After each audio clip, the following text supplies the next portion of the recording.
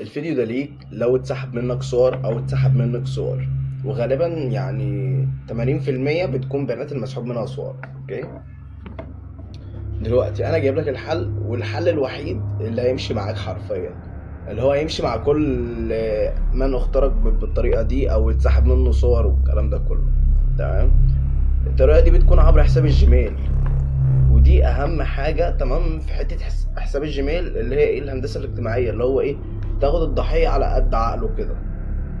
انت لو قلت له خد حساب الجيميل بتاعي، هو هيترمي الفرحه. ليه؟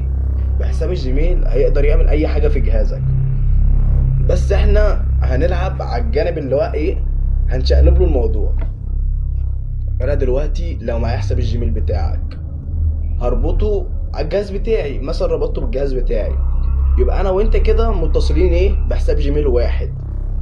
لو جيت هعمل لكم حاجه دلوقتي هحطها لكم على الشاشه. لو جيت عملت اللي هو العثور على جهازي، وبعد العثور على جهازي دخلت على الموقع، هيجيب لك فرمتة الجهاز، اللي هو ايه، اعادة ضبط الجهاز عبر ايه، حساب الجيميل. يعني انا دلوقتي لو معايا حساب الجيميل بتاعك، هفرمت الجهاز بتاعك. خلينا بس ايه، نعملها اللي هو ايه، اوريكم الشغل ده عملي. تمام، بس خلي بالك الحته دي اللي هو ايه، بعد ما بتعمل الفرمطه دي، فرمت جهازه، لازم تحذف حساب الجيميل. انت بتخش تضيف حساب جيميل جديد، اللي هو انت مش بتديله حساب الجيميل بتاعك الاساسي. يعني خليك فاهم النقطه دي، انت لو عطيته حساب الجيميل بتاعك الاساسي، هو كده يسحب باقي الحاجه بقى، اللي هو ما اكتفاش بالصور، لا هيكتفي، مش هيكتفي، هيسحب حسابات ويسحب كل حاجه في جهازك. فانت تخلي بالك، اللي هو انا هوريكم كل حاجه في الفيديو برضو العملي. هنعمل انشاء حساب جيميل جديد. تمام، وحساب الجيميل الجديد ده هنبعته للضحيه، اللي هو مش الضحيه، لا، اللي هو اللي مهكرك اصلا. بس هتلعب عليه بكلمتين، اللي هو مثلا ايه، بقول لك معلش خد حساب الجيميل، ما اعرفش ايه كده، عليه حساب ادسنس مثلا، او اي حاجه ايه، تقول له عليه صور مثلا ومش عارف اجيبها، تقول له اي حاجه، اللي هو المهم انك تغريب كلمتين. تمام، وانت بطريقتك بقى، عشان في طرق تانية مش هينفع اقولها هنا. فيلا بينا نخش على العملي، وقبل ما نخش على العملي ما تنساش تعمل لايك وكومنت جميل ومتابعة، ويلا بينا. نيجي بقى للشرح العملي. بعد ما اقنعت الضحية ان هو يدخل حساب الجيميل عنده، اللي انت عملته هتروح تنشئ حساب جيميل جديد. تمام، وبعد كده بعد ما تقنعه ان هو يعمل حساب جيميل ويدخله عنده، تيجي بقى ايه، نخش على العثور على جهازي، تبحث عن العثور على جهازي. هيظهر لك اول ويب تضغط عليه، هيظهر لك الاجهزه بقى. دي الاجهزه اللي داخله على حساب الجيميل. هيظهر لك حساب ايه، حساب الشخص اللي هو سحب صورك. تمام، وليكن ده. تمام، هتضغط عليه.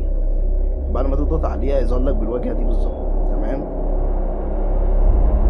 اهو في تشغيل الصوت هنا، دي الاوامر اللي ممكن تعملها.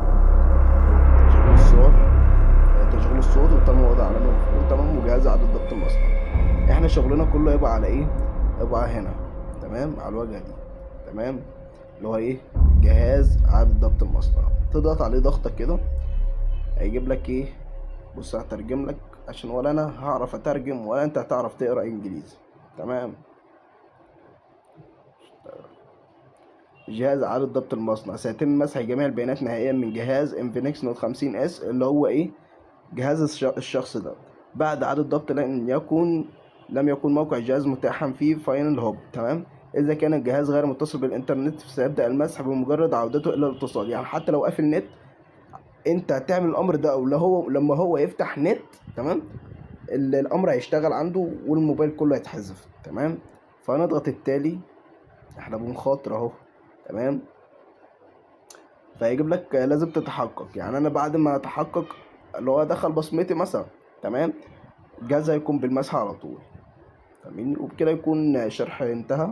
واي حد محتاج يستفسر عن اي حاجه او محتاج اي حاجه، تمام، يبعت لي في كومنت، تمام، او يبعت لي خاص وانا هتواصل معاه. وبس كده.